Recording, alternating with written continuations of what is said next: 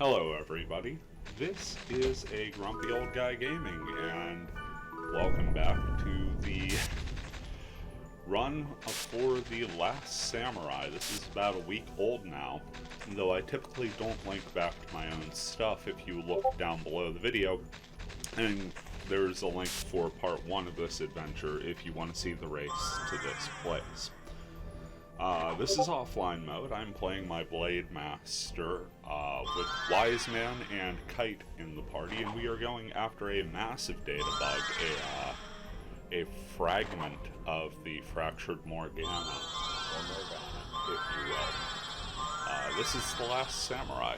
It is the end game boss for the offline story mode. When I get back to working on a comprehensive run of the offline story with my Heavy Blade Gogs, we'll get more in depth on this, but this is my first run successfully making it to the Last Samurai. This is about the 4th time I've attempted this dungeon. And we started at level 99, did level down, that's in the previous video, just getting the buffs up and ready before we enter. Get a bit of dead time here. One thing you'll notice right away is this is set up like one of the phase battles from Infection, Mutation, Outbreak, and Quarantine. Kite is staring at this in disbelief, which is strange because he's seen more creatures of this ilk than anybody else in the game's lore. Right away, before charging in, I wanted to get a fall rep set up by Wise Man. You see me also queuing up the fall rep here when we get into the little cutscene for the samurai's attack. And yeah, the samurai is monstrous and covered with those data drain shields. There, it just literally punches Kite to me. Then we get a nice area of effect attack. There's nothing too technically brilliant about my strategy here. It's taking base damage, and I will happily take that. Throwing darkness spells at us. Not really the scariest element it could be hitting us with. I am water element affinity as far as my Blade Master goes, so darkness is one of the elements that's just sort of hanging out for me, neither best nor worse. I guess I got pretty lucky in the targeting of this thing right away. It just kept going after Kite. Just using Wise Man as a healing battery, virtually every time we're going into a cutscene, I'm either triggering Fall Rep or queuing up a Resurrect. It is worth noting that I'm on the lower end for consumables at this point. I still had a host of recovery keys in my inventory, but I didn't switch my shortcut to them, so I am down to what resurrects I have remaining through the dungeon, and I want to say I was sub 50 on the healing elixirs.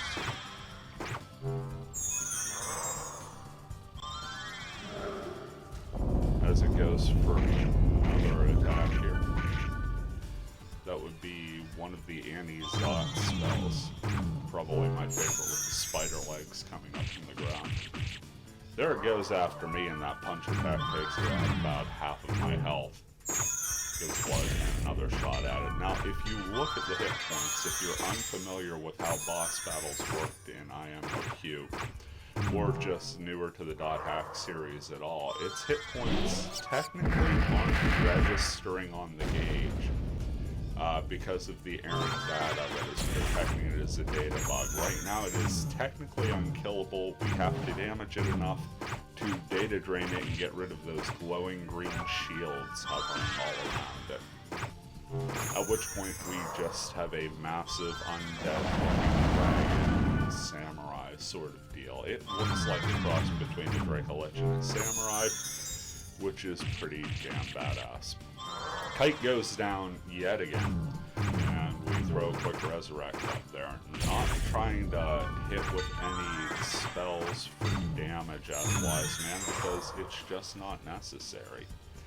And here we see the next ability of the samurai, and that's Data Drain. Full on takes out Wise Man drops him and gives him every negative status effect, and then with what vitality remaining, just one-shots. Never a good thing to see your healer go down, so that was a very necessary quick res, and we'll give Wise Man a chance to cutscene. Samurai turns its attention back to Kite.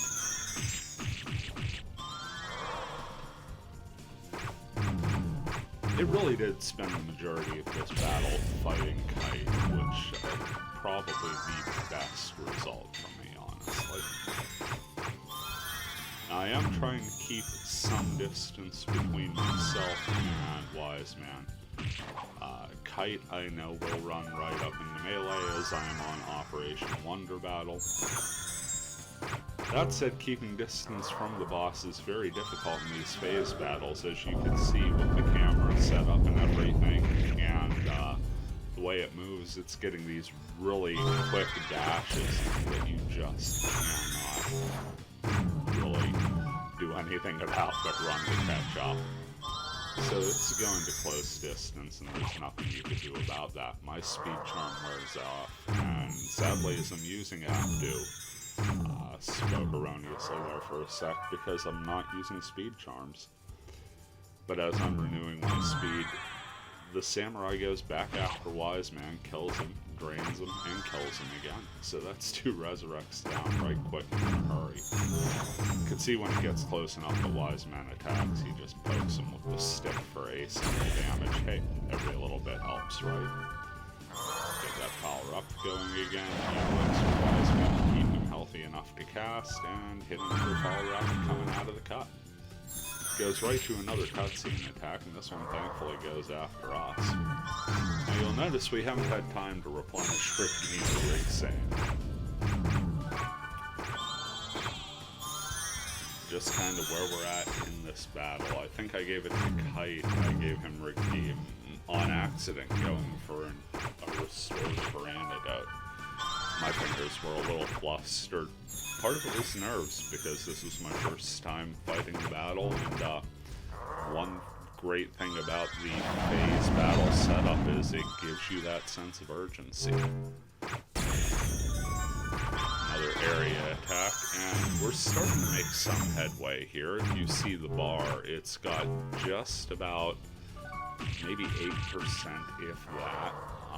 But there is a discernible little red mark at the end where we've been just hammering away, just dealing what damage we can. Data drain number 3, Wise Man had health, half SP, and no favorable status conditions. We solved that because I finally get my fingers working, and it's all for naught because the samurai kicks him to death. Finally get the data drain up and going.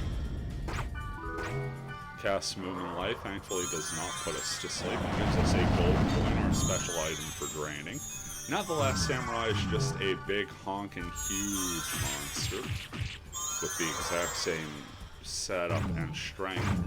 We can make its protection drop from the base state and drain it to nothing if we want a second shot at a rare item. Chances are it's carrying an item that you can't get otherwise in the game. However, I was after more bragging rights. I wanted to truly say I defeated the last samurai. So, for this particular run, as it fits in line with what my character would be going after, the trophy more important than an item, I absolutely wanted to kill the last samurai in this one. See, 7,500 is the hit point threshold, not the most dominating number. And we're actually working pretty well on it. It's still retaining all of its physical and magical strength, and there is yet another data drain. But we've already got how to work that out. And we actually save Wise Man there for a moment. Still manages to stab and kick him to death. At this point, Wise Man deaths are serving a distraction purpose more than anything. We've already got the samurai down to 3,000 health as it goes to cast this spell. Bring the spider legs back up. This time it's hitting both Wise Man and Kite in proximity.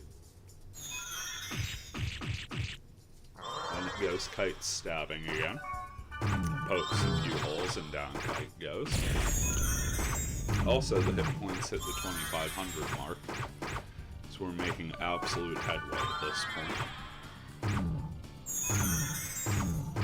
There's the second protect break, and I'm just flat out ignoring it.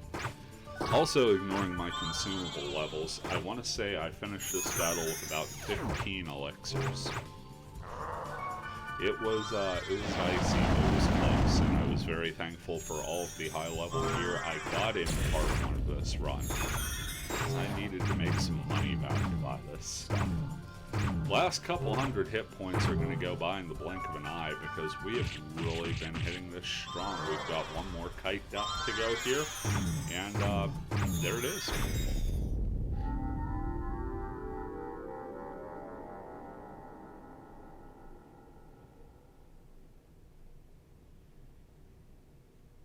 Nice little camera angle change.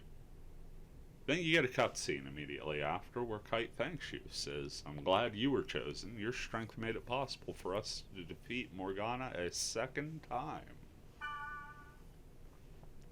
We're officially welcomed into the legendary Dot Hackers.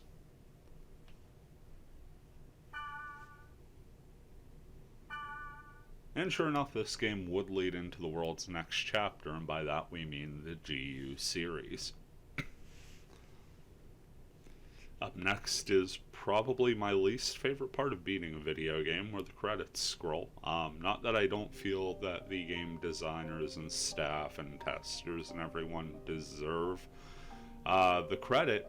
I just don't like sitting looking at the credits. So I got up and had some coffee because I realized these were unskippable. Also humorously, this is about the point my son, after asking why I was getting up and grabbing a cup of coffee and me telling him the credits were unskippable, asked if I pressed the start button. Good kid. You get to see some screen caps here. This is all super dot hack.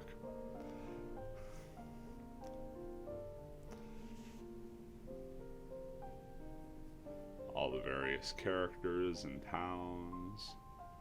Names just scrolling by. Now, when I was setting up the video here, there was something that I didn't notice right away, and it's coming up at the end of the credits here.